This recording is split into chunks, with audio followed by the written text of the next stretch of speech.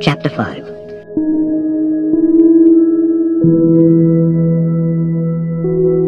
And they came over unto the other side of the sea, into the country of the Gadarenes.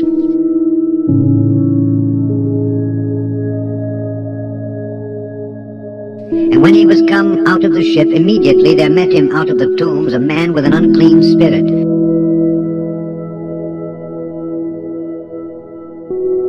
who had his dwelling among the tombs, and no man could bind him, no, not with chains.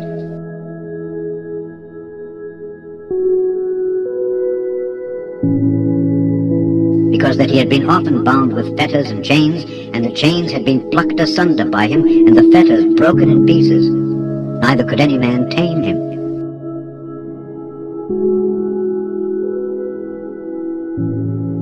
And always, night and day, he was in the mountains and in the tombs, crying and cutting himself with stones.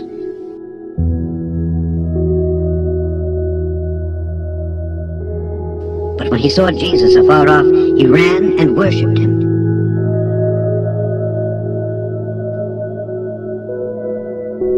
And cried with a loud voice and said, What have I to do with thee, Jesus, thou Son of the Most High God? I adjure thee by God that thou torment me not.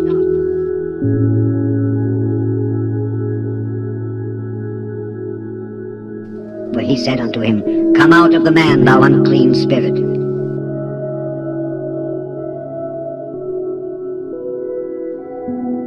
And he asked him, What is thy name? And he answered, saying, My name is Legion, for we are many.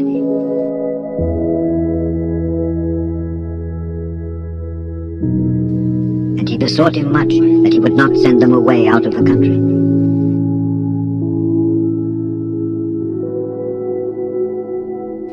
Now there was there, nigh unto the mountains, a great herd of swine feeding.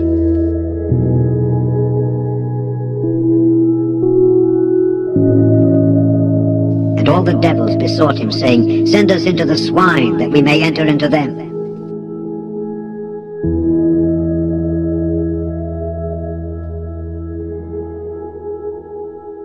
And forthwith Jesus gave them leave. And the unclean spirits went out and entered into the swine, and the herd ran violently down a steep place into the sea. They were about 2,000, and were choked in the sea.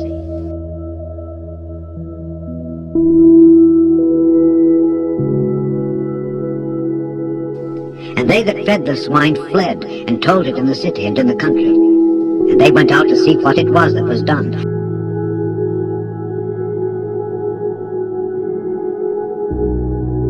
And they come to Jesus, and see him that was possessed with the devil and had the legion, sitting, and clothed, and in his right mind. And they were afraid.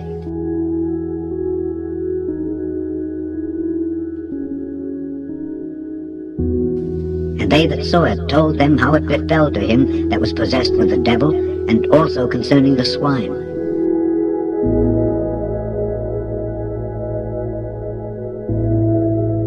And they began to pray him to depart out of their coasts.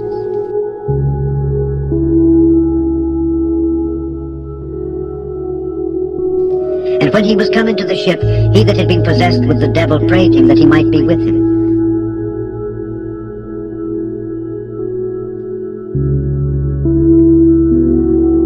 Howbeit Jesus suffered him not, but saith unto him, Go home to thy friends, and tell them how great things the Lord hath done for thee, and hath had compassion on thee.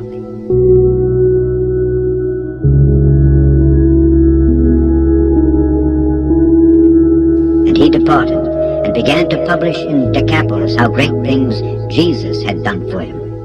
And all men did marvel.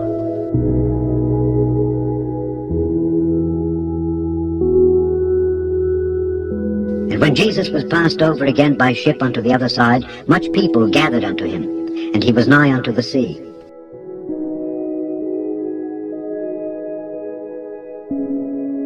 And behold, there cometh one of the rulers of the synagogue, Jairus by name, and when he saw him, he fell at his feet.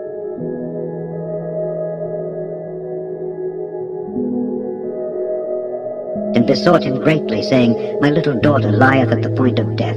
I pray thee, come and lay thy hands on her, that she may be healed, and she shall live.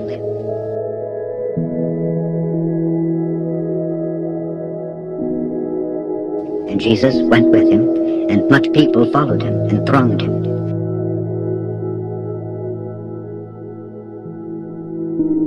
And a certain woman which had an issue of blood 12 years,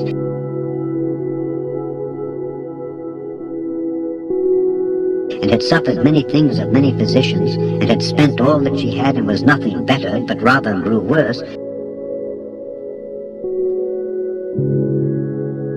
when she had heard of Jesus, came in the press behind, and touched his garment.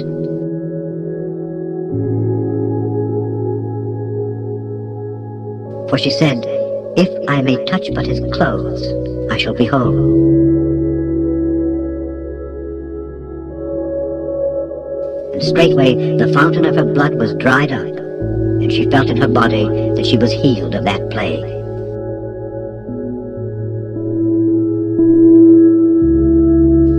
And Jesus, immediately knowing in himself that virtue had gone out of him, turned him about in the press and said, Who touched my clothes?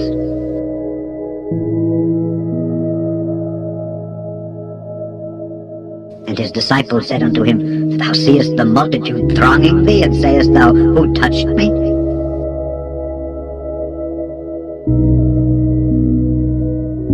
And he looked round about to see her that had done this thing.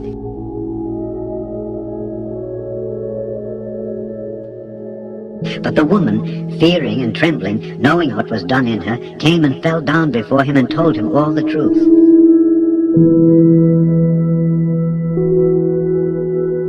And he said unto her, Daughter, thy faith hath made thee whole. Go in peace, and be whole of thy plague.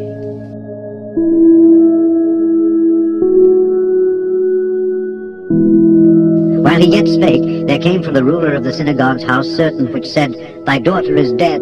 Why troublest thou the master any further?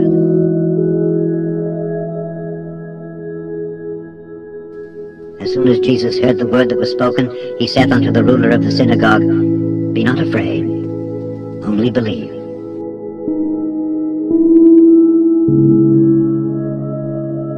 And he suffered no man to follow him, save Peter, and James, and John, the brother of James.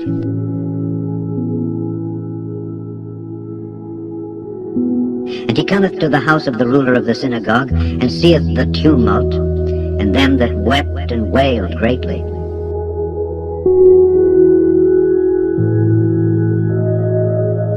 And when he was come in, he saith unto them, Why make ye this ado and weep?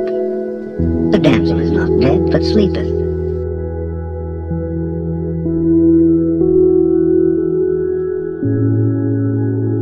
And they laughed him to scorn. But when he had put them all out, he taketh the father and the mother of the damsel, and them that were with him, and entereth in where the damsel was lying.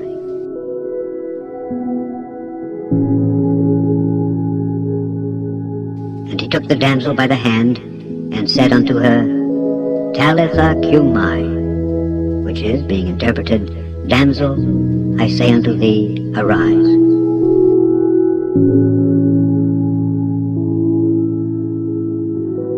And straightway the damsel arose and walked, for she was of the age of 12 years. And they were astonished with a great astonishment.